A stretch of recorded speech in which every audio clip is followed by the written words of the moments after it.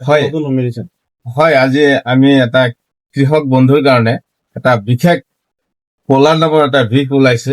সেই ভিকটো আমি ৰাজহুৱা কৰিব বিচাৰিছো যেনে ধৰক বেগুন খেত হওক জলকীয়া খেত হওক বন্ধাকবি খেত হওক যিকোনো খেতিত দিয়াৰ লগে লগে 3 দিনৰ ভিতৰত গোটেই পোকটো মৰি যায় আৰু ইয়াত কন্ট্ৰল কেপাচিটি হৈছে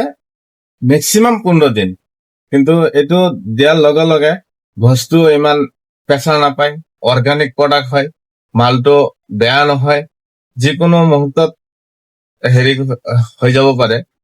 যেনে বেলেগ বেলেগ দিশ এটা মাৰিলে খেতিটো কুকুৰা লাগি যায় বা 2 দিন কন্ট্ৰল থাকে 3 দিন কন্ট্ৰল থাকে তেনেকুৱা নহয় এইটো মেক্সিমাম 15 দিন থাকিব আৰু দিয়াৰ লগে লগে এইটো পোকটো নমৰে পোকটো লাহে লাহে লাহে লাহে তাৰ খাদ্যটো বন্ধ হৈ আহিব